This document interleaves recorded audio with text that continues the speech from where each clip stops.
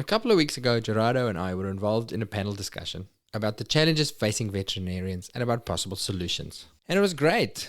We were having these really important conversations about the things we needed to change to make our profession better and more sustainable for all of us. People were saying things like, we have to set better boundaries. We have to learn to stop feeling guilty. We have to learn to value ourselves. And on the one hand, I was thinking, this is great. We're having all the right conversations. On the other hand, I wanted to scream, yeah, we have to do all these things, but how? How do we do these things when we don't even understand why we feel guilty, why we can't value ourselves? Why am I all messed up around money conversations? Don't just give me the things to say. That doesn't take away my racing heart when I have to do those things that are uncomfortable for me. Help me to figure out why my heart starts racing. Help me understand so I can really do something about it. So, here's my goal with this episode, and hopefully with future episodes, to try and get some help in doing the deep work for all of us. And that's why we've got Philip McKernan. But who's Philip McKernan? Philip is a speaker, author, coach, and enlightened hooligan in his own words. I first bumped into Philip and his work at an online event about 2 years ago, where he spoke, amongst other things, about being more kind to yourself. When I heard him say, the biggest bully you'll ever meet is the one staring back at you from the mirror every day, I knew that he had something worthwhile to say. And after listening to him several more times in events and podcasts and in his writing, I genuinely believe that he has something worthwhile to say to our profession. To you. Have a listen. I think you'll agree. Please enjoy Philip McKernan.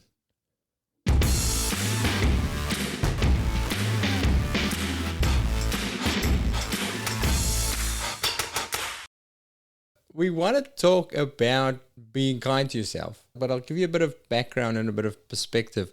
First of all, how this idea came to me. I did another podcast with a COO of a big group of vet practices, a very high-performing, very driven person, very efficient, effective person, and also expects a lot from the people in the company. And then when I did the interview with her, I asked her what's her biggest challenge in her role, or what would she like to change? And she said, helping people to be kinder to themselves. And I immediately thought, there's an interesting one, and immediately thought of you, because I've seen you talk on this topic in a very powerful way.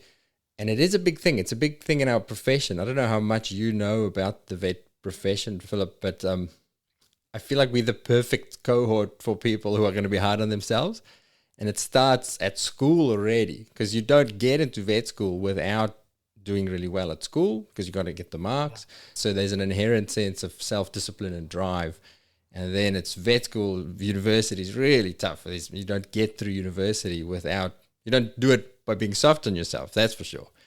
And then work as well. The work environment, it demands a high degree of conscientiousness and, show up and do your stuff, and sometimes shut up and don't whinge and get on with it, because if you drop the ball, mistakes happen.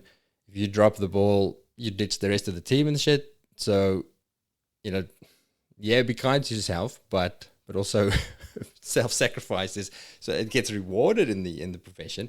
But on the flip side, we also have massive rates of burnout, career attrition, dissatisfaction with the career, and in the extreme case, we actually have I don't know if you're aware of this, but 4 times the average suicide rate of any other profession. So clearly, we need to be kind to ourselves.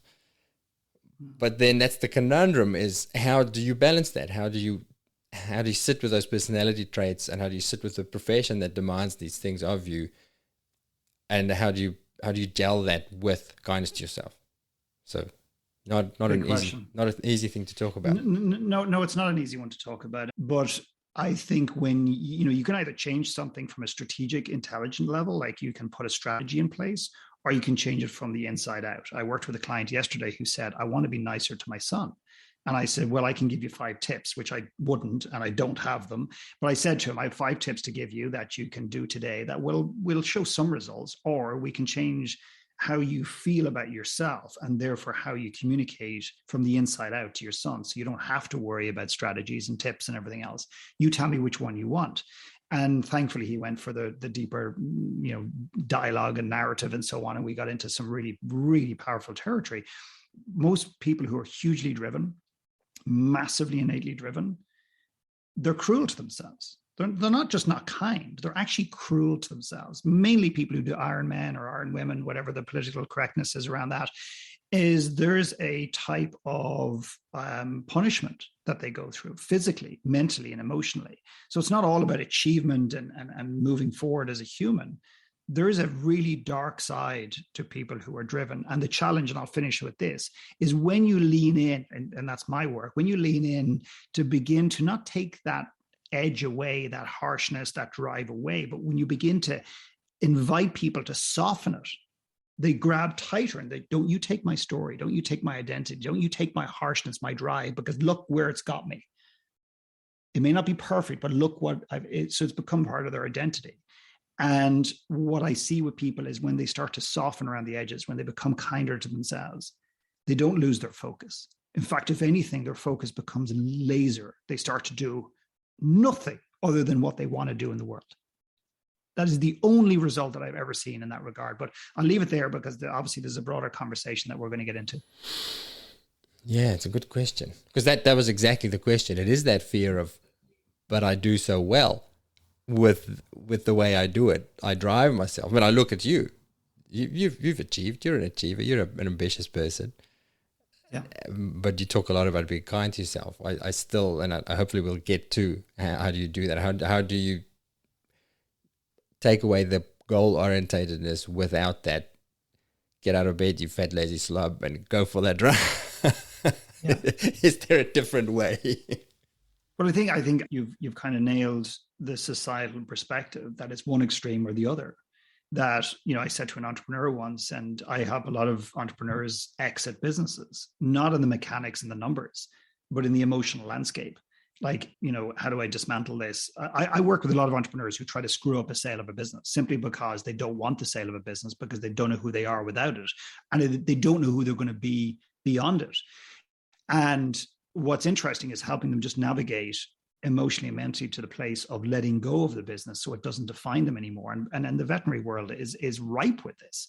Is not just have you built an identity around yourself? You've built an identity around yourself in a society that applauds you. I mean, one of my closest friends growing up was a guy called Finbar Heslin, who's a vet in a little town called Selbridge in County Kildare.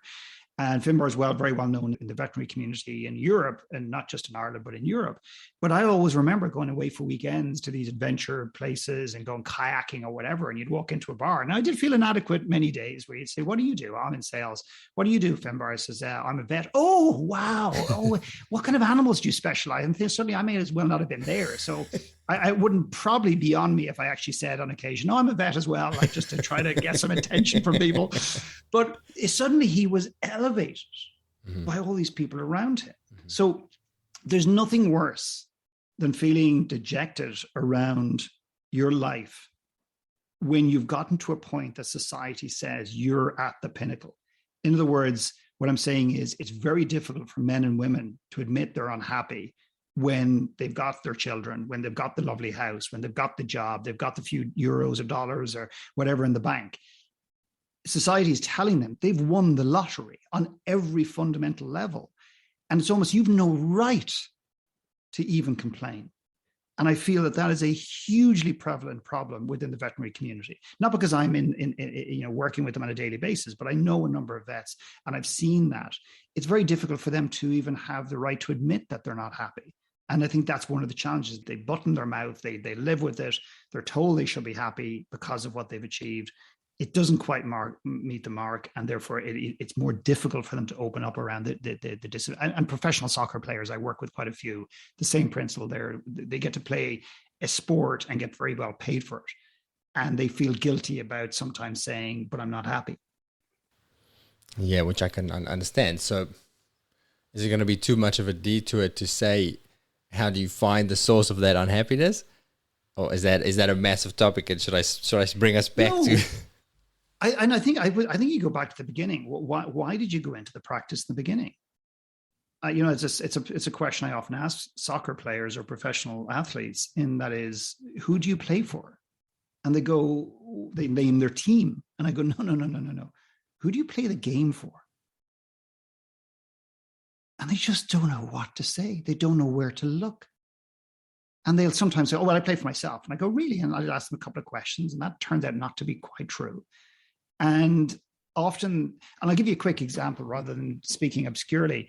I was working with a team and it was a preseason camp, and the big goalkeeper came over to me and he says, have you got a minute? I said, of course. We just walk down the beach. And I said, what do you want to chat about? And he said, why is it that I'm getting increasingly more scared of making mistakes? I said, okay, so walk me through it. And I said, is it anybody in particular you're afraid to make a mistake in front of? He goes, oh God, no, there's nobody in particular. And I know you're probably going to pull the dad or the mom card, but it's nothing to do with that. I said, okay, cool, brilliant. I said, let's just play a scenario here. And we're literally walking down the beach. And I said, it's a blustery, windy day. And you're playing in a stadium that doesn't have, a lot of coverage. So the wind is coming through the pitch. And it's 0-0. You got a minute or two to play in the game. There's a free kick. The ball is curled into the box. You jump up. You feel confident that you've gauged your timing correctly. But as you reach up into the air, you suddenly realize the ball's going to pass you. You've jumped. Your timing is off. The wind has taken the ball, whatever. And by the time you hit the ground, you hear the crowd screaming because the guy behind you, the opposition, the enemy, whatever you want to call them, have just scored in your goal. And you've screwed up, basically. And as you pick your face off the dirt and you look into the crowd, who's the one face you do not want to see? And excuse my language in advance, I typically don't apologize for. He goes, oh, fuck you, he said. And I said, go on. And he said, it's my dad. Yeah. This is a grown-ass man, and I don't mean that in a judgmental way, who is completely unaware that at the ripe old age of 31 or 32, as he matures into his career and is beginning to come towards the end, he's still playing the game. He's still playing literally the game of chase in looking for approval of his father. And I think on a very basic level, if your listeners could just stop and ask themselves, who did they do this for? Who did they start doing it for? What are they trying to achieve? Not the noise, not the stuff below. There's a question behind the question. There's always a question behind that. And I think if you can reconcile that one, I think you have an opportunity to own what you do and do it the way you want to do. Because you did say earlier on, and I don't disagree, but I do disagree, that it's a career or it's a path that demands from you. There's lots of demands in my time. It doesn't mean I say yes. It's a choice. And you can't choose to say yes or no to demands when you're playing for somebody else. But if you're playing for yourself, it's a very different animal. It took me 40 something years to try to figure that out. I used to think I was here to help all these other people. And I am here to do that, but not to the detriment of my own soul. So, in your experience, the lack of kindness to yourself, is it normally the parent thing? Where's the wound? Where does the wound mostly come from? Because I look at myself and I can say hand on heart, but I don't know, maybe I haven't gone deep enough. But I certainly never felt excessive judgment or harshness or anything from my parents. I had brothers, they might have been a different story. but when I'm harsh with myself, I don't ever hear the voice of my dad or my mom. And I'm not. I don't want to come across that the source of it is always your parents, but your parents influence it, and your parents influence it by not just by what they say, but what they don't say. Okay. So I literally was working with a man last week, and I said to him, tell me about your childhood. It's the starting point. When I do private work, I just always start with the first session is I just want to understand your story. And therefore, I want you to begin to understand the narrative, all the things you've been through that have formed who you are today, that don't have to determine who you're going to be tomorrow. And they do, unless we're aware of them. And he said, really happy childhood. And I said, well, I've heard that one before. And I said, according to who? And he said, well, according to me. And I said, well, in that case, you won't mind if I ask you a few questions. And he was quite defensive. And when we got to some moments of, let's just call them maybe weaknesses in his parents' parenting style, he would justify and rationalize it by, but my dad just did the best he could. which I understand he did. And it was a societal thing back then or whatever. And while both of those things are true, both of those things blind us from what actually was going on. And yesterday, I think we had a follow-up call, and the conversation of shame came up. And he goes, I don't really have a relationship with shame. I said, when you begin to connect with it, when was the first time you felt shame? And he said, I was 6 or 7 years old. I stole something from a shop. I showed it to my parents because I felt so guilty. They insisted on me going back to the shop, walking up to the shop owner and telling him what I had done, paying for the item, leaving it behind, whatever. Now, forget about whether the parents did the right thing or not. That's not the point. The point is, from that moment forth, he would feel immense shame when he did anything wrong in his life. It became part of his narrative, part of his identity. And I'm working with a young man who, until very recently, would have said I was cuckoo, I was out there, I was wacko, I was nuts. When I said to him, I said, you just don't really like who you are as a person. This has nothing to do with your industry. This has nothing to do with this. Nothing to do with the guy who just screws you over in a business deal. You just don't like who you are. And therefore, you give yourself what you feel you deserve. You have all the vision boards and all the goal setting. But really, it amounts to nothing, because if you don't like who you are at the core and you walk through this earth, you will find ways to give yourself what you feel you ultimately deserve. And I know we're getting into very deep territory. I believe very rich territory, but very deep territory. Most human beings I work with don't really like who they are. And if you don't like who you are, there's probably no better profession to go into to try to right that than being a vet, being a doctor, maybe being a dentist. And my limited understanding of all of those professions, and I've worked with people from those professions, many of those professions have the same challenges that you outlined at the very beginning of this call. Disconnectedness within the industry, attrition, suicide, depression, alcohol, drug abuse, all these different things. There's a reason for that. No matter how much giving you give, no matter how much, even down to the last drop of blood that you give to your clients, it's never going to make up for the disdain, the dislike, the distrust that we have within our souls towards ourselves. And I can feel that so heavily, because not just do I see it every day, I can feel it in my own story, because as much as I'd love to play the hero here and be seen as the guy who's dedicated his entire existence to helping people, it's true. But there's also a deep selfishness to that, because I was trying to make up for my own gaps, my own holes, my own inadequacies, my own shame. So I think when people say, I do it for the love of animals, I do it for the love of people, whatever the story is, I know that's partially true. Mm-hmm. But there's also something that drew you there, whether it's following in your parents' footsteps, whether it's trying to impress somebody, whether it's societal pressure. But I also think there's a sense of selfishness is not the right word, but I'm going to use it because I can't find a better one right now. But there is a selfishness about why we're doing what we're doing, but most of us are not in touch with it. We're not honest about it. Is it a case of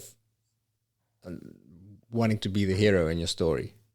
So there's an inadequacy or something that you feel, and you go, how can I prove to the world and therefore to myself that I'm the hero of this story? Does that make sense? Yeah, and I'm a good person.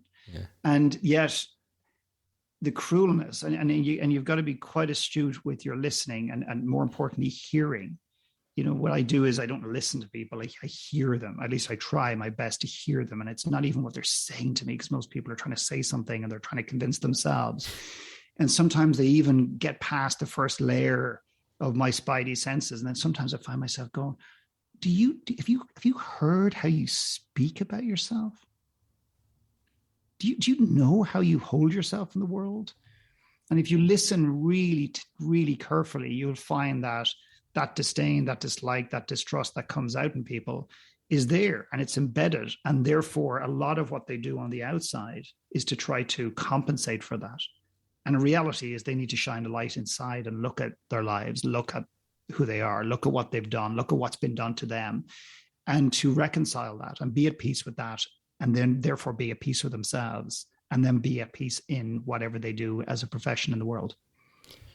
So how does that manifest? So let's say somebody's listening, maybe not me, and thinking, no, I don't think so. No, I don't think that's me, because we're very good at creating that story to the point where, and especially vets, we're very clever and can reason our way through things, and very good at lying to ourselves probably. What does that disdain? How does it manifest? How do you recognize it as, oh shit, yeah, maybe Philip's onto something there? Well, I mean, disdain sounds like a very Yeah. harsh, very Okay. big word. Yeah. So, I want to just name that out loud, that they may not be in touch with the disdain. And you cited something, not just have people who have gone through veterinary school had to be hugely disciplined and just turned on and really, really intellectually engaged to get through the level of schooling they have to go through to be qualified as a vet ultimately. Therefore, they are getting a societal reward, not just in a piece of paper, but literally a profession for being intellectual. Therefore, it's very, very difficult to begin to turn that down, never mind turn it off, and get in touch with what we're talking about, because this is not intellectual necessarily. This is more in the feeling space, call it the woo-woo space, which is a nice way of saying it's bullshit, but essentially it's more in the emotional space. And if you find yourself at a movie, which I did many years ago, Lassie 25, or, whatever, some actor dies or whatever, and you find yourself crying a little bit disproportionately to what's actually going on in the movie, it's probably nothing to do with the movie, because the actor dog is still alive, and we all know, or the actor that jumped off a cliff or was pushed off a cliff is still alive. But you find yourself just being kind of oddly emotional at these obscure times. And you cry. What you're doing, what that tells you, there's a lot of emotion that you're simply not processing, and you haven't given yourself the time. The other one I see is the expectations. You alluded to this at the very beginning of the call with somebody else, but when you have high expectations on others, it's a direct reflection of the expectations you have on yourself. And that drive, we don't want to take it all away, but the reason you're pushing yourself so hard is the fact that no matter what you do is never enough. That's another indicator that there's a harshness that you hold upon yourself in the world. And it's always going to be the next mountain, the next hill, the next achievement, the next goal. It's always going to be that thing. And the way I often talk about it is you get to the top of the mountain and you look across and, well, first of all, you stop for a brief second and go, shit, I thought it'd feel different. I thought when I got my veterinary practice up and running, this was the dream. I'm in Brisbane. I'm in a busy neighborhood. I've got my lease. I've put my little sign over the door. I have my first client. Well, I thought it would feel different. What's wrong? Oh, I get it. I didn't open one in Adelaide. And then the one in Sydney. It's the chain I have. What was I thinking? Of course, it's the chain. And all the rationale that goes with it, growing for growth's sake. And then when you open the chain, then it's like, well, what's missing? Well, I've always wanted a coffee shop. But why don't I, with the profits from the business, assuming I have some, I'll open a, and then but why am I feeling the connection? Well, maybe it's my husband. Maybe I'm just sick of him. Maybe I need to upgrade him or her or whatever. And it just never, ever stops. And hopefully before we die, we look in the mirror one day and we go, I think the problem is just internal. And it's not even that big a problem necessarily. But what I'm talking about is actually very simple. It's not easy to do, but it's really simple work. I think we put a lot more complexity on it. And people go, well, that works hard. And I go, it is not harder than not doing it. I can guarantee you that.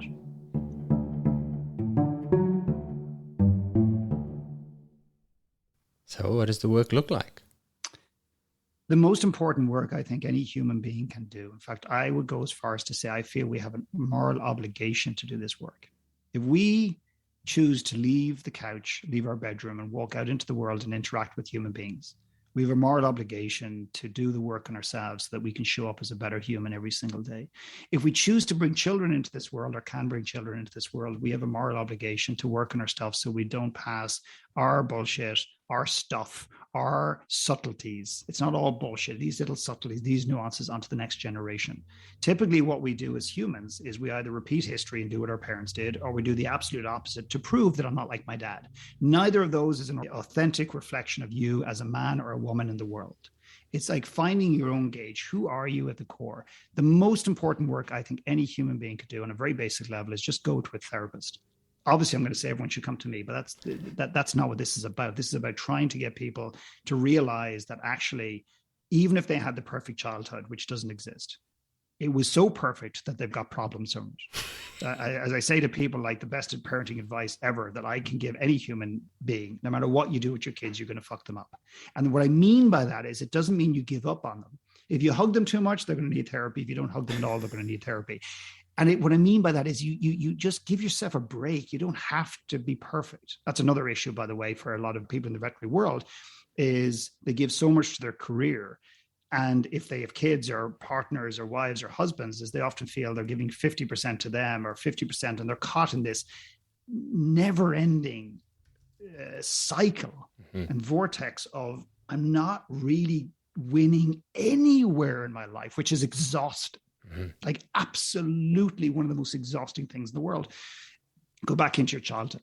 There is no man or woman on this earth that, if they go back in and they're guided in a beautifully compassionate, strong, challenging environment, they will not uncover things about themselves that will blow their mind open.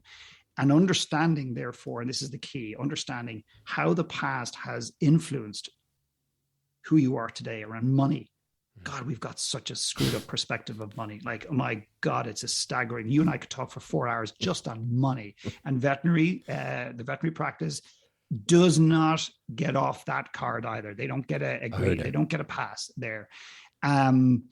If you're in a room of 20 people and you just say one word that captures honestly how you feel about money, you will have freedom, anger, disdain, love, hate, whatever. You'll have every word in the spectrum.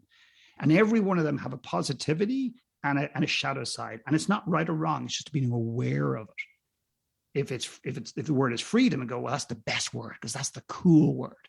I go, yeah, so you need money to be free. Oh, I didn't think about it like that. Because then what's enough and enough? So going into your past and understanding how your past has influenced your present. And I guarantee you'll see where the harshness comes from and why you're not kind to yourself. But I want to share one little story, because I think this kind thing, and I really commend you for bringing this conversation to the table. Like, when I read what this conversation was going to be about, I kind of smiled and I said, fair play to this guy. In a world of such intellect and such headiness, and I say that with respect, to bring a conversation in around kindness, that requires courage. That requires somebody with a vision. And I'm not just saying that to be nice. I really mean that. But what does it even look like or sound like? And I know you've asked that question. I've given a couple of examples. And I think ultimately it's this: no matter what I do, it's never enough. But the challenge for many people, entrepreneurs and driven people, is they don't know that when they're in the middle of it. But there was one story that I'll always remember. And this was a well-known man who was on TV and different stuff like that. And he came to a workshop and he sat there very passively. And many people who are well-known in society don't want to come to group work with me. They want to work with me privately because they don't want the world to see that they've got laundry too. And maybe it doesn't smell as good as they want everyone to believe it does. And this man was sitting there and I looked at him and let's call him John. I say, John, what's going on? He goes, oh, no, this is great. No, I'm just observing. I said, no, I know you are. Any questions? And he goes, yeah, when someone, he said, when someone does, and I said, no, you can stop right there. We don't do just this. asking for a friend, is he? Exactly. I said, we don't do that. I said, I want you to make it personal. And he says, okay, well, why, no matter what I start, I never quite finish? What's the answer? Well, why do I do that? I said, well, it's a pretty big question. And, I need to probably begin to understand a little bit more about you. And he goes, okay, ask me any question you want. I said, well, tell me what it was like to grow up. And he said, well, the deal, black kid, white neighborhood. And I stopped him right there. And I said, no, I'm a white kid I was in a very white neighborhood. I don't know what it was like.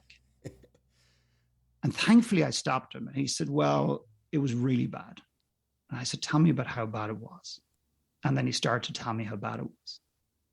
And I said, what was the most pivotal thing that you had to do in order to survive or fit in, or at least to attempt to? And he said, I had to put white powder on my face.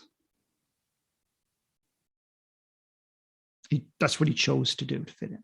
That's how much we want to fit in a society. And I've told the story a few times over the last number of years. And even when I connect with it today, I feel like I could just burst into tears because my heart was broken for this man in this room.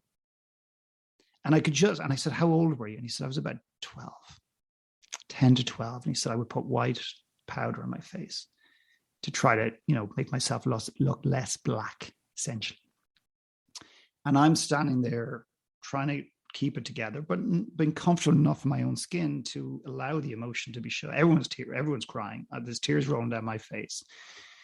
And what I noticed was the disdain and the judgment that he had towards the white powder. And I did something in that workshop that I'd never done before. And I took a chair into the middle of the room. And I said, I want you to look at that chair, and I want you to imagine that 10-year-old, yourself, that little 10-year-old boy with the white powder on his face. Now, I knew what was coming. I just didn't know the extent of what was about to be unleashed. And I want you to say something to him. And he looked at the chair and he said, you weak piece of shit. Be a man, grow ball, whatever these horrific, violent statements. And when he finally stopped abusing, ultimately of himself, essentially, is what we're talking about here, I looked at him and I said, the not finishing is not your problem. Never has, never will be. But until you get to a point that you can look at that chair and the only thing you want to do is pick up that child and hug him and hold him and tell him he's okay and that he's doing his best, you're never going to be happy. You're never going to be fulfilled. You're always going to be searching for something that you will never, ever find. That is powerful. And we do that, and we put the white powder on, or whatever you're trying to hide. It was staggering. And I did not, obviously, I'm not looking at notes. I had no plan in sharing that story today, but it just came up and it just felt so relevant because of the energy you're creating and the conversation we're having. And it might sound extreme to some, but we all have that version of it within ourselves. We all have that inner bully. And it's not about getting rid of the inner bully. It's about naming it, understanding where it comes from, and allowing that voice just to soften. And when I say soften, that's the epitome of the absolute opposite of what so many in your profession are and have been and have become. And I say become. They weren't born like that. They became that in a cultural context, in a societal context, in a family context. They became this driven. And what I'm saying to you and to them, if they're still listening and they're still tuned in and they haven't checked out and said, this guy's totally cuckoo, is that by softening around the edges, you become a better human. You will become, I believe, 5 times the veterinarian that you are. But you'll actually be happier and you'll be more fulfilled and you'll be less driven by audacious goals. And you'll allow yourself to live from a slightly more organic, intuitive place where things show up and you meander a little bit more in life. And I don't mean that in an unorganized way. Things present themselves to you. You know, the most unattractive guy or girl at the bar is the one that bursts through the door trying to find a date for the night, or a wife for life, or a husband for life. But when you're not looking for a relationship, you're not desperate, you haven't put on a vision board, and you haven't written a goal, and you're not going around measuring people saying, oh, yeah, you're the right height. You fit my vision board. You're perfect. That's the place I think we need to get back to in life. And you can't get there unless you're nice to yourself. We used to call that dating thing, this stink. Somebody has this stink of desperation. Yeah, exactly.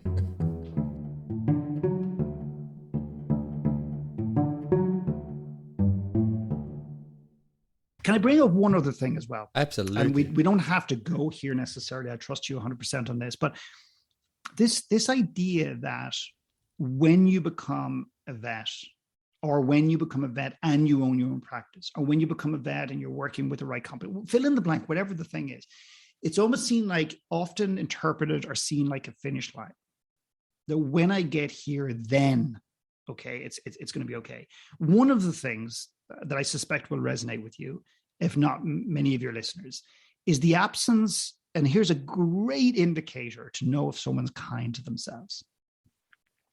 What is it that you do, or what is it that you used to do that you loved that you've stopped doing? And they'll say something as, well, I mean, I used to surf, I used to sail, I used to fish, I used to paint, I used to write poetry, I used to I used to watch movies. And what you'll find is many of your audience members have given those things up in the hope that they'll come back to them someday. But Philip, hang on. We've got a practice in Adelaide, remember? We've got one in Sydney, the new one, and it's hopping.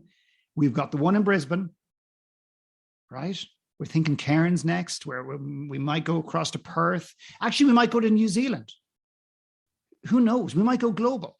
When I sell that, Philip, when I sell that, I'll write all the poetry that most poets combined never had a chance to write. I'll paint all the paintings. I'll do all the surfing. And life doesn't work like that, because when you abandon yourself, and I'm using that language very intentionally, when you abandon your artistry, which is a form of abandoning self, you don't just pick it up and go back to a place without a form of regret or disconnectedness to it. So what you'll find is how many people have given up something they've loved in the pursuit. Now, I appreciate maybe during exam times and particularly intense times, I get it. And the other side of this as well is, yeah, but it doesn't, surfing doesn't help my business. Poetry doesn't help the margins. And I would respectfully say that is complete and utter horseshit. Because what it does is it supports you. And I can tell you, if someone's being burnt out, maybe they're in the wrong profession, maybe they're doing it for the wrong person, maybe they haven't done it for themselves, fill in the blank, maybe they don't like who they are, so they give and give and give every last drop of blood, then there'll be enough. Or maybe they've also stopped doing something that brings them joy, that energizes them, that fills them back up again, so they can come back out into the world and be a better human being every time. And I've noticed this pattern with driven people is they give up their artistry, they give up fun in the pursuit of career, and it is a catastrophic mistake. You totally hit the nail on the head there. Because again, as a rule, it's a broadly talented group of people, and it starts at university. It starts at vet school. You don't have time for the art, for the singing in the choir, for the music making, for the stuff that fills your soul. Really, it becomes when I qualify, once I finish final exams, I'll do it. And exactly as you say, you generally don't. Yeah, you hit many nails. I want to circle back to what you said about the phenomenon of being spread thin. I'm not a good enough vet because I've got kids and again we are predominantly a female profession where culturally they're still the mom, it's still the primary caregiver, but they're also the vet, and now they're also owning practices, and they just feel inadequate at all of those. What do you do about that? Is it just a case of just giving yourself a break, lowering your expectations, or how do you handle that? Give your kids away. And I say that tongue in cheek, and I say that jokingly, but like that's where people go. They go, well, I can't give my kids away, and I've invested so much into my career. Like we're not talking. I mean, and correct me if I'm wrong. Vet school is not like 12 months and a couple of hours a day. I mean, it is years. And one of the challenges when you work with people who sometimes realize that maybe they need to reimagine their career or their relationship with their career or their positioning within their career, is that they go, well, I've invested so much. Mm-hmm. I've invested so much. I can't just go down to 2 days a week. I can't, sell the practice and just do 1 day or whatever it is. Or they've built a lifestyle that requires them to have to work, which is, by the way, very convenient, because that's it. And I say that very sarcastically, and thankfully you're from a place that understands sarcasm. But sometimes we create a machine that requires us to be a workaholic. And I believe, and this may not go down very well with your listeners, and so be it, but workaholism is not an addiction to work. I don't think entrepreneurs or driven people, vets or otherwise, love the office. I often think they just don't know how to be at home. And one tragedy that emerges is that we justify that we're doing it for our family. This conversation that I work with a lot of business owners, and I know this will resonate with you or with others, if we allow it to, if we're honest with ourselves, and that is, I often meet people who go, yeah, but I mean, my kids are going to have a great lifestyle when I eventually sell this business or build it to a certain point. I just go, have you just explained the landscape to them? And they go, well, what do you mean? Have you ever sat your kids down and say, just so you understand, the reason or excuse I use, and I often bring excuse in for being a workaholic, is I'm doing it for you. Now, when I'm not at your soccer game, or if I'm at your soccer game, but I'm not present because I'm either on my phone or I'm still in the practice, but I'm not really there. Okay. And I know, we all know. So let's stop bullshitting. When you know that that's happening, you're okay with me doing that because I'm building the practice for you. And it's such a good excuse, isn't it? It's a brilliant excuse. And I say it with love and respect because I'm guilty as hell of doing this myself. So I'm not sitting here preaching and telling you this is, I do not want to come across the guy as a figured all out, because all I'll do is get my wife and my kids in and I'll give you 55 reasons why I'm a shitty dad just in the last 24 hours, never mind in life.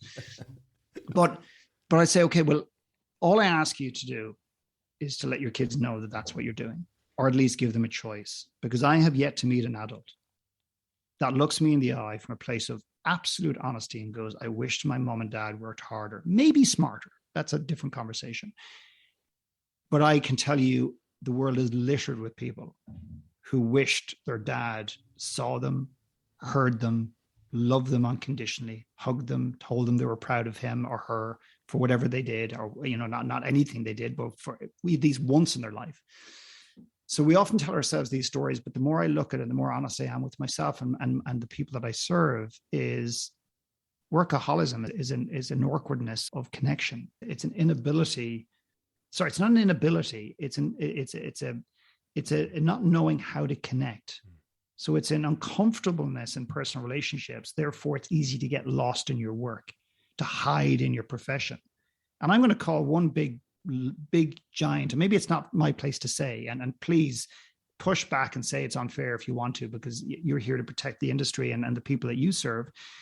But I think a lot of what I hear is, but we're serving people and the industry demands this. And I go, yeah, I get it, but I don't get it. And I don't buy it, because I think at the end of the day, you still have choice. You still can create a business. You can still create a practice that is built around your lifestyle. And I don't buy that you have to do it the way it's been done historically, because I don't think it's working for the very reasons that you outlined at the beginning. Yeah. Yeah, I do. I'm not going to defend it because I agree with you. It is the way it is. I try to be different, but it's hard to be different. It's really hard to be different. There's a societal. I'll explain my scenario. So I'm going to give all the excuses, but I was a child of the 80s. My dad was a doctor. Mum was a doctor, but more of the primary care. But Dad worked hard. I never felt neglected, but certainly we didn't have him at the rugby games, and because he was a doctor, he was at work. And I generally can say no resentment at all. I feel sorry for him for what he missed out on, not so much that I missed out. So I'm on that camp where you say you're trying to be the opposite. Not in every aspect. I again never felt neglected or unloved or unworthy or anything, but I want to be there. So I've tried to shape my career in every possible way to be present. But then you do it and you feel guilty. You feel judged. People are like, I sometimes feel like I have the opposite problem in the kind to yourselfness, where I feel like I'm being too soft on myself. Am I reaching my full potential by being a slacker because it's 11 o'clock on a weekday morning and I'm watching my kids do something. And I know cerebrally, and I know in my heart that that's the right decision. Yeah. But there's that big fucking cultural voice, and in our profession, again, there's an expectation of, Yeah, there's almost a stigma to the word, and luckily that's changing. But part-time vet. Oh, he's just a part-time vet. He's not a real vet. I get that. He's just a part-time vet. When you ask, I often see this with women, what do you do? I'm just a mom. Mm-hmm. That word just is such an undermining word. And again, I commend you for being different in a community that doesn't necessarily share or encourage that type of differentness, but it is coming regardless. And I think it takes people like yourself to challenge the status quo. But I'm also imagining, and I could be off here, but the judgment maybe within the industry also comes from the fact that when you do something, you're inviting people to consider how they're doing it. So, the couple that go to the dinner party and announce to their friends that they're going to homeschool their kids, and all the other couples, if this happens, the other couples jump on them and go, oh, well, they're going to be inadequate from a social standpoint, and they're going to become recluses and this and that. Some of that might be genuine concern, but it's also, if I don't attack this, I either have to reflect upon this as it relates to me being a parent, and am I doing the right thing by putting my kids in an institution that I may or may not even agree with? But if I attack it, that's the best form of kind of, I suppose, defense to some extent. But it's interesting. It's just something for maybe for you to reflect upon, or anybody else to reflect upon. A couple of things, and we don't have to genuinely discuss this at all. But my dad was busy; he was a doctor. And I do feel the way you said it, but also within society, that there are certain professions that it's okay to be super busy because he was X. Mm-hmm, my dad's absolutely a vet, so he was busy. Yeah. And that's where it comes back to this idea of choice for your listeners now and in the future, is that there's not just an expectation that you should be happy and you should be looking. You should be appreciative of what you've got, but you should also work to the bone doing it, and you should sacrifice so much. And I don't think that's written on billboards. I don't think it's written in contracts. I don't think it's on sexy neon lights outside of practices or on the streets that I've ever seen. I don't even think the universe has sent a WhatsApp message around it. But I think it's a kind of an inbuilt expectation that you're only doing it well if at the end of the week there is nothing left for you or anybody else to get. And that to me is wrong. And then people say, oh, hang on a second. I play 18 holes of golf every Friday. And I go, cool, brilliant. And how many of those 18 holes of golf do you think or feel guilty about not being in the office? Looking after Peggy's Pomeranian and Sue's strange cat from China, or wherever the hell these different breeds are from. Obviously, I'm not a vet. I've just been exposed. But, well, actually, I do think about that a lot. Well, you might as well be in the practice, because the 18 holes of golf are doing you no good. All they're doing is invoking more guilt. Mm. Yeah, and I don't know what's the solution to that. Because I say these things, I try and be different. But now I've started this podcast thing. I'm actually more engaged in what I'm doing. I'm enjoying it more. So I'm less present when I'm present. I'm less. Exactly, that guilt thing of, I'm going to go for a walk with you, but I really feel like I should be editing my podcast. Yeah. That's, I don't know, is that just a mindfulness thing? Well, what I'd love to do is I'd love to understand the origin of that.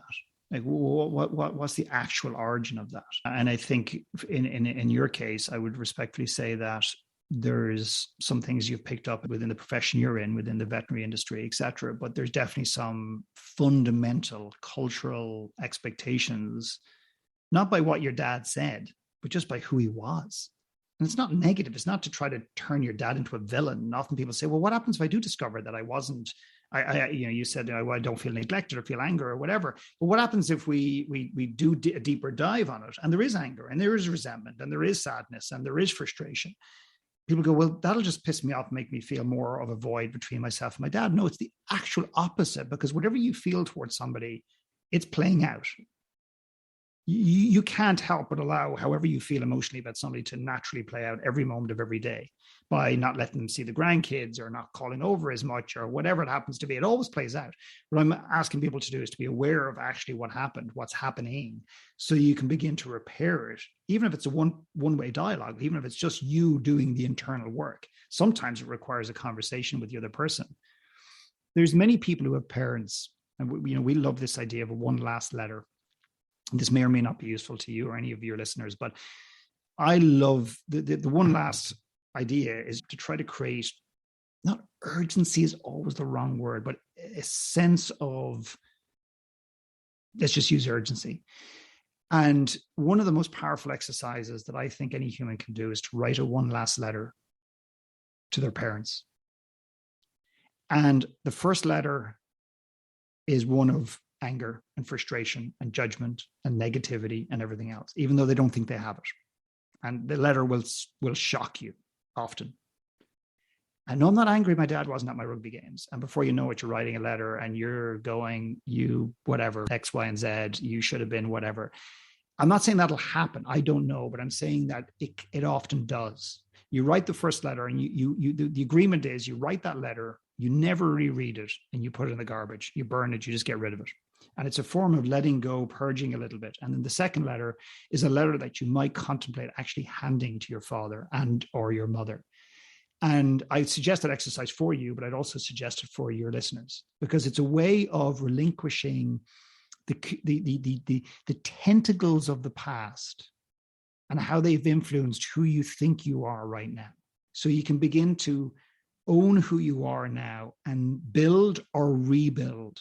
Sometimes it's not about getting out of the veterinary practice. It's not about becoming a baker. It's not about becoming a surf instructor. It's not about necessarily abandoning the business. I think when we get to that point, we've left it too late.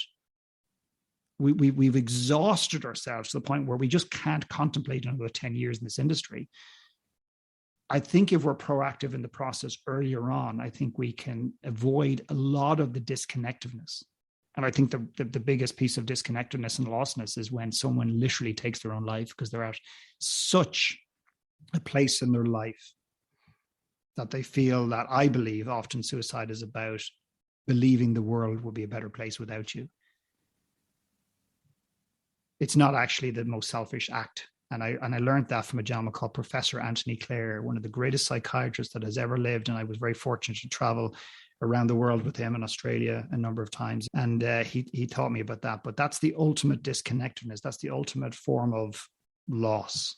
But imagine if we had had a conversation with those people 10 years earlier or 15 years earlier, or God forbid, we actually bring it into the industry, into the curriculum, into the school, and have that conversation. And there's one thing I want to share, because when I worked with the US military in the US, I was brought in at different military bases. And I'm not an advocate of war or the military for that matter, but I love people. And I wasn't going to discriminate between, somebody with a uniform on versus somebody not. And one of the things that became very apparent very quickly is there's 22 military personnel a day in the United States committing suicide after they leave the forces. 22 a day. That does not account for alcoholism, drug abuse, addiction, depression, whatever. 22 military a day committing suicide. And I remember being at a fairly high-level meeting in the Pentagon, one of these massive, like something out of a movie, one of these massive boardroom tables, a general sitting right next to me at the top of the table with all his bells and whistles. And they talked about this military problem of suicide and everything else. And I said, with respect to the general, I said, it's not a military problem, it's a human problem of identity, that when the mother is still the primary caregiver, as he said, or the father, but let's just say the mother says goodbye to their 18-year-old as they walk down the drive, get in the Uber and go to college. They close the door, look in the mirror and go, if they still recognize their face, their own face I'm talking about, they go, what's next now? Who are you now? Now that your son or your daughter or sons and daughters have left the building and that's been your identity for so long. And I feel that the reason it's so massively catastrophic for the military is because they're treated like heroes in society in America. When you meet a man or a woman with a military uniform, they're often bought coffee in the line in Starbucks. They're often given up offered a seat in first class when they walk onto a plane. I'm not saying we shouldn't respect people who are making the world safer, better, or whatever. I'm not saying we shouldn't respect people. But not one of the men and women that I ever met and interviewed said, I love being praised for pulling a trigger and taking another man or woman's life, regardless of the situation. They don't feel deserving. They don't want it. Not one of them. Not one of them wanted it. And I think vets have been given a natural place of a pedestal in society. And I think it's detrimental, because that pedestal isn't necessarily a place of healthiness and respect. It's a pedestal of expectations. But we like that pedestal, Philip. Yeah, you do. But it comes with a cost. I'm just saying, just be aware of the shadow side of it. Because when those men and women take their uniform off, they haven't just stepped away from the military. They've literally lost their uniform, their identity. And when they put it in the closet, or it's taken back, or they burn it, or whatever it happens to be. But interestingly enough, you go way back to the beginning. If you ask many of the men and women in the service today, why did you join the military? I mean, I think this is fascinating. And this goes back to our point, is who do you play for? Who do you practice for? They joined because of 9/11, anger, not the most authentic response in the world. They joined to follow in their parents' footsteps. Again, not the most authentic representation in the world. They joined because they didn't know what else to do. Not the most authentic representation in the world. Or they join because the military gives them access to healthcare and different levels of financial aid and everything else that no other industry would do. All of those four they're not sustainable. Or you might meet someone who did it because they really wanted to do it. And I only met one. Doesn't mean he needs to leave, or they really need to leave. They just need to reimagine their relationship to what they do. Trying to draw a parallel to the vet profession. So the most common answer to that question is, why do you do it? Is a lot of people say, I've always known I was going to do it. I've always had a thing for animals. I want to work with animals. I want to help animals. It sounds like a valid reason to me. It's a good reason, right? It is a valid reason. But it's like, I love dancing, so should I make a career to dancing? I'm not questioning the validity of the rationale behind it, but sometimes that's I suppose my question is, and it's a very, very scary question, because it could come across as being really judgmental, is how true is that statement? Like, how many statements do we make as human beings that if we're truly questioning them? I think the thing that I'm known for is really challenging people to a very deep place so we can uncover the truth so they can rebuild from there. Not many of us have that. Like, how many people have actually been really challenged about that narrative, that story? It may turn out to be absolutely true and therefore absolutely brilliant and they're absolutely aligned. But if they're burning out, if they're not fully satisfied, well, then the origin of that story has to be flawed. There has to be something missing. I thought we were going to get strategies on how to be kind to yourself, Philip. tips and tricks, but this is so much better. So it's not just going for a massage and cocktails. But let me address that by saying this. Somebody rings me and they're a little bit stereotypical, a little bit obvious, but let's just say their wife sends them, or their husband says, let's just use a wife situation. The wife rings me and says, my husband John's an alcoholic and he has to talk to you. And John comes on the phone begrudgingly. So tell me about yourself, John. Well, my wife thinks I'm an alcoholic, but listen, let's do this. Come on, get it over and done with. How many sessions do I have to talk to you? And let's hope I don't have to open up about my childhood and whatever. And I go, John, are you an alcoholic? Well, I could stop drinking tomorrow morning. So well, great. Okay. So then do I take out the dig? So in other words, what I'm saying is, unless John admits he's an alcoholic, there's nothing you can do. Like, absolutely nothing. You can strategize all day long. I think if nothing else comes out of this conversation other than people in the industry saying, maybe I'm not kind to myself. They're smart enough to figure out the solutions. They're smart enough to know anybody in the world, if you give them a blank piece of paper and says, write down the 3 things you should not be eating for your energy or for your health or for your weight. They'll write down sugar, alcohol, whatever it is. We all have our 3 or 5 or 10 or 15. We don't need more strategies necessarily in our personal lives. Maybe in our businesses, there's always updates and everything else. I think if they become aware of the harshness and the lack of kindness, the presence of that in their lives, become aware of the next step of this. Well, what's the cost of that? Because often we say, yeah, I'm harsh. Yeah, I'm pushy. Yeah, but here's all the 10 reasons it's epic. And everyone tells me they want to be like me, in fact. And I've just been on a podcast last week about how I'm so driven. What's the problem with that? Well, go, great. Well, do your kids feel supported? Or no matter what they do, it's never enough? What about your wife? And I go, well, my wife's very happy. I go, well, is it okay if I phone her and ask her? Well, I mean, I need to, in other words, I'd phone her and ask her, says he's an asshole. I love him to bits. He's brilliant, or her. But no matter what I do, it's never enough. It's exhausting. It's never enough. So to be aware of the presence of this thing or the absence of kindness, the cost it has in your life, that's the piece that we tend not to look at. And then out of that comes the answer. It's like, that's easy. How do I become more gentle? How do I work on this? Do I need some therapy? Do I need to go on a retreat? Do I need to look at my past? Do I need to look at the way in which I hold myself in the world? How can I soften a little bit? How can I be a better person so I don't put all this weight and energy and expectation on others? Man, that's good. It's been an hour. I can't use all of your time, but I want to. It's so good. Oh, well, I love your energy, and again,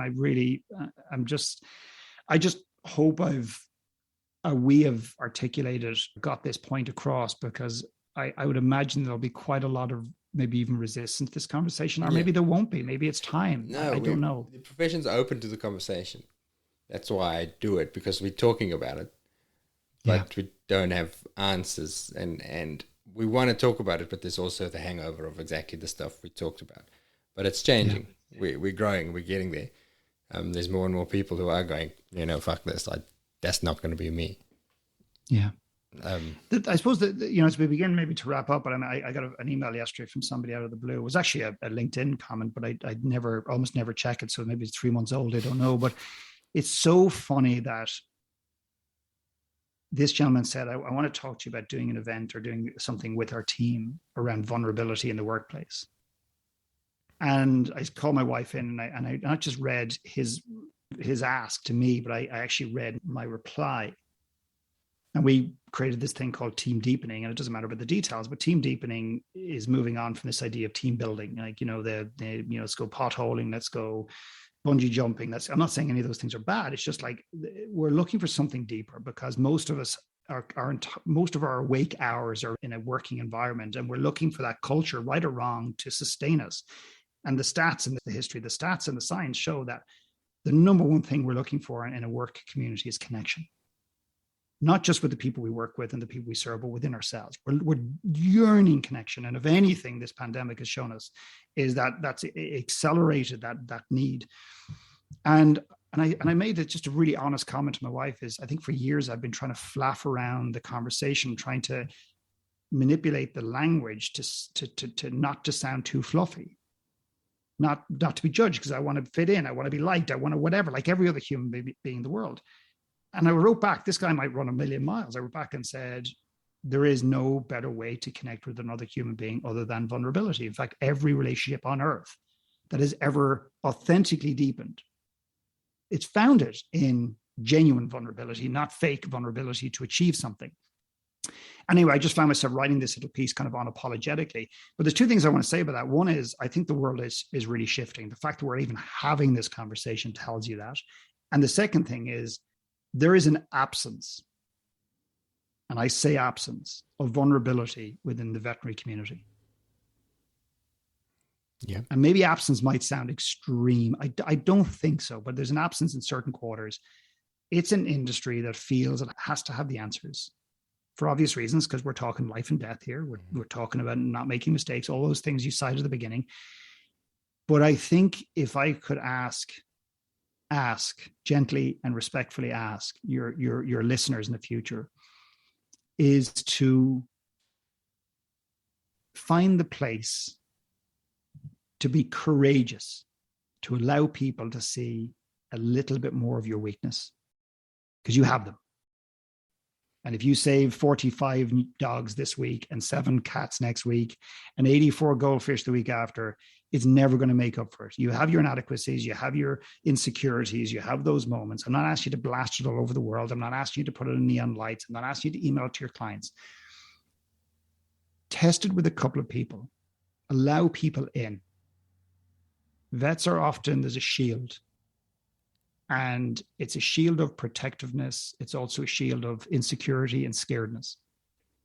Because the reason people are taking their lives, the reason they're burning out, is because they're not connecting enough with themselves and with people around them. And vulnerability is one magnificent way to allow people in. You see vulnerability every day. You stand in front of owners holding their dogs as they pass away.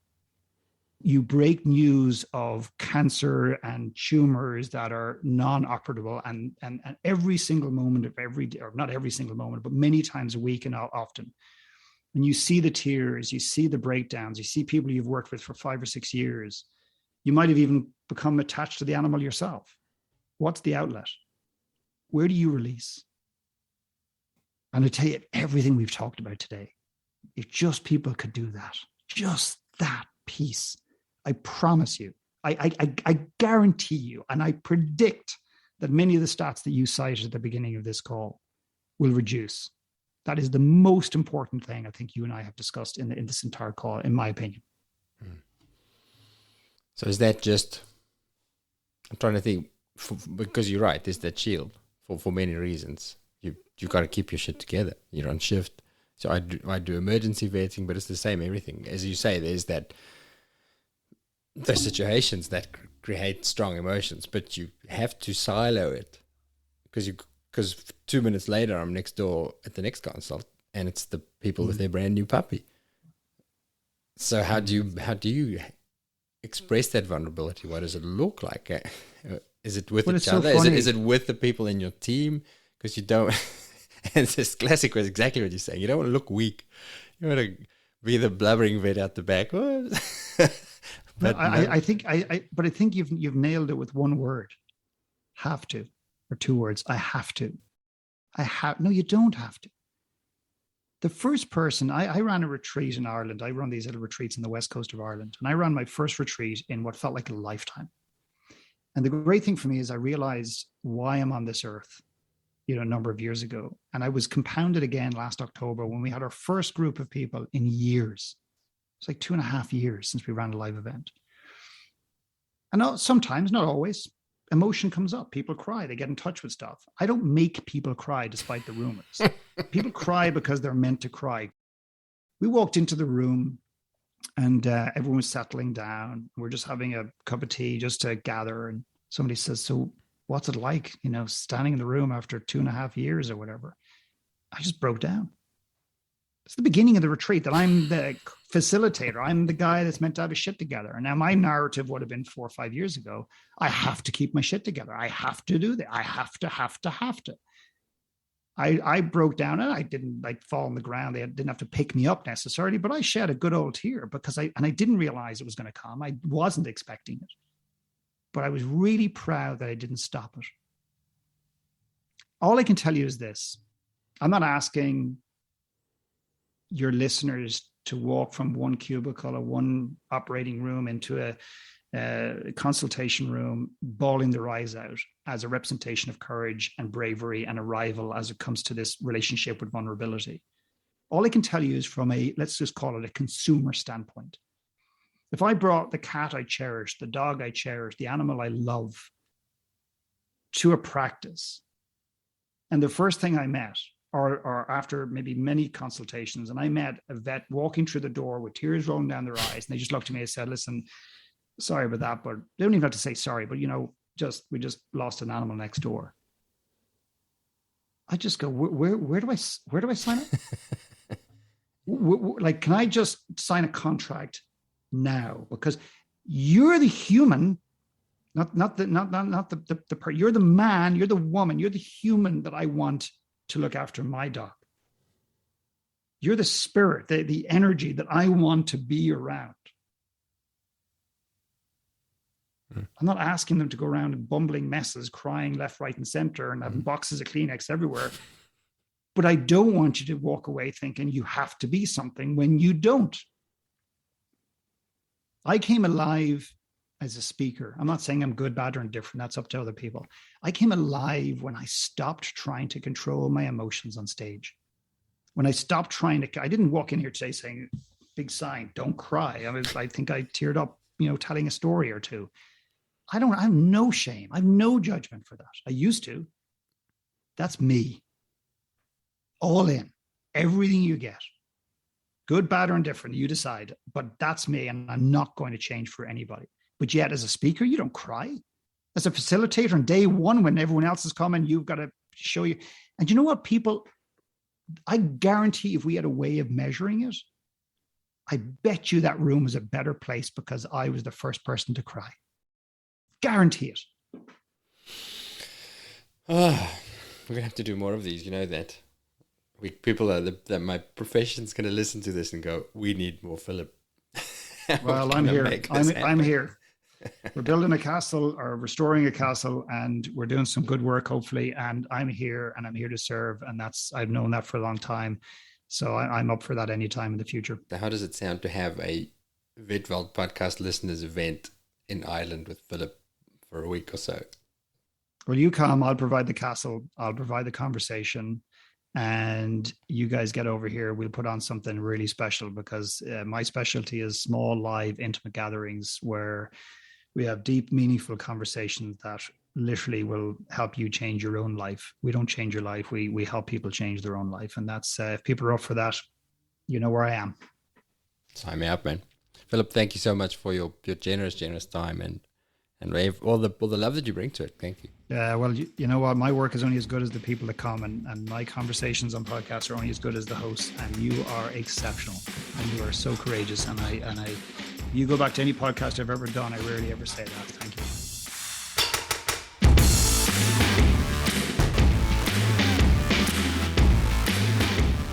Our goal here at the Vetwald is to have conversations like the one you've just listened to that will give you inspiration and fresh ideas on how to create a thriving and happy career and life as a vet.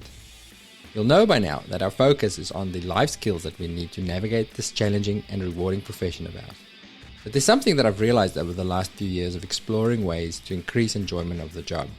That is that the vets who are confident in their skills and knowledge are, as a whole, more satisfied with their careers. Which makes sense. When you feel rusty or uncertain in your knowledge, it's very easy for those imposter feelings to sneak in. I don't know enough. Am I good enough? Conversely, we know that feelings of growth and mastery are some of the greatest predictors of a happy career, which is why we created the Vetwald Clinical Podcasts. 3 highly practical episodes every week. Conversations, not lectures, with world-class specialists. Tips, updates, real insights, not textbook theory. Short enough to listen to on your drive to work, but with enough content to ensure that you'll be a little bit better at your job than you were before you listened. Join us on our journey to better by trying out our free 2-week trial at vvn.supercast.tech.